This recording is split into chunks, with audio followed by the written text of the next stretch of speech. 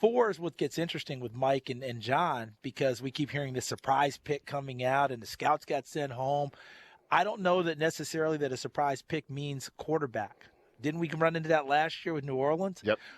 I was all in thinking New Orleans had come up to get Lamar get a Jackson. right? We all thought he would come. I said it on television. Listen, it made sense. Yes. It wasn't just something you plucked out of the air. Right.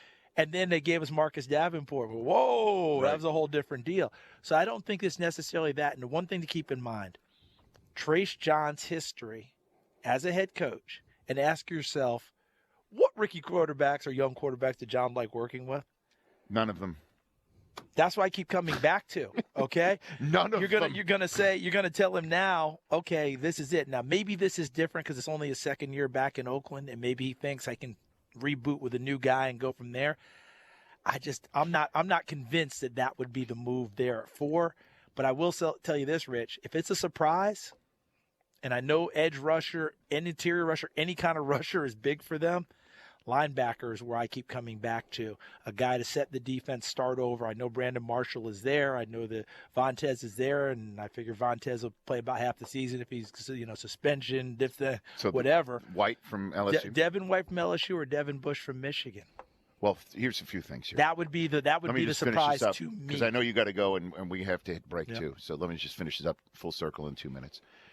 If that all happens, me, and I'll say this again, Mayock, you said he got pissed about the orangutan making picks because he wants to give the kids their moment. Kids are due. That he had the same respect for scouts. He certainly did. Always, on air, off air, mentioning scouts' name, has nothing but respect for scouts. I think he sent them home because they're tightening the rotation up there. They are. And their draft board might show that they do like players that if Derek Carr heard about it, then we got a whole nother call. And how big of a problem would it be if they actually don't take those quarterbacks? Right. They need to just tighten the rotation. He's heard what he's heard from the scouts. It's his time with Gruden and whoever else they have in the room. And they're not his scouts. Right. So send him home. I didn't take that in any other way other than just him trying to tighten the rotation his coaches do in the playoffs. Ask around the league. It's tightened everywhere. And if he goes, Mike Mayock, with his with his first pick, somebody like you just mentioned at the linebacker spot, I mentioned it on the show yesterday. I told the NFL Network to pull the sound, if you will. They're working on it. Last year when we were on the clock with the Browns on our broadcast, Mayock went on like a 40-second soliloquy about how a general manager like John Dorsey, it's his first pick as general manager, as a first pick as a general manager. You've got to choose someone that lets the building know this is my idea of a prototypical player for us. On-field, off-field, character-wise, everything.